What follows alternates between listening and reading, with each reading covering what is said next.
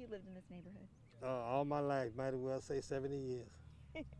So, born and raised here. Correct. What is it about this neighborhood that kept you here? Well, I was born in this neighborhood and I was raised here. And we had a lot of activities for the kids in this neighborhood. We had a lot of history in this neighborhood. And some of the history starts right here on this street here. And if you go 2 blocks north of me, we had the city park, where they had recreation games for the kids at the civic center they had.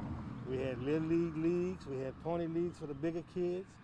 And if you go 1 block east of that, we had the elementary school, which was grade 1 through 8th. And like I was telling you earlier, we right here on Market Street.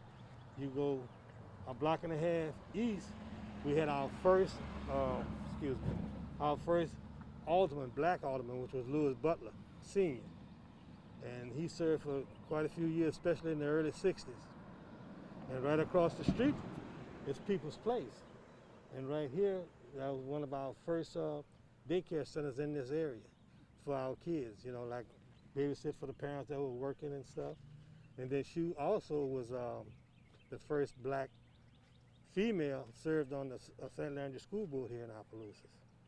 Now if you go 1 block south of here on the right-hand corner, which we used to have a restaurant called Manuel Baptiste, they were known for their fried chicken.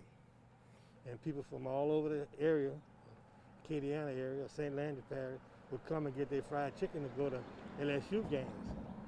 Right across the street behind your back, we had our neighborhood grocery store.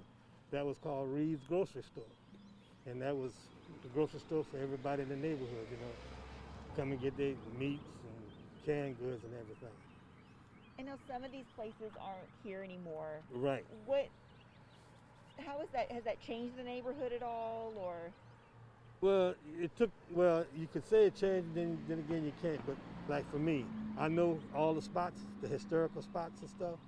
So, you know, just like the younger kids that's coming up that's in the neighborhood that don't know. And, you know, like for us, we could just, you know, show them history, bring them to and show that particular spot and things like that. You know, so if people are just driving through this neighborhood, you know, someone from the outside who just doesn't know about some of this history, what would you like for them to know that they don't see? Well, actually, they don't see the park anymore, you know, like it used to be. You used to have kids on the park, you know, during the summertime. You know, this time of, you know, like saying during the summer, you have the swimming pool, you don't see the kids. You know, it's the change for people that never been here, like you say, coming through the neighborhood, just like the restaurant up the street. You know, that would be part of history. You know, the building not there anymore, but, you know, I can talk about it. We can tell them a little history about it. What would you like to see in the future for your neighborhood? Urban renewal, you know, tear down some of the older buildings that's disfiguring the neighborhood. Is there anything else that you want people to know about where you live, where you grew up?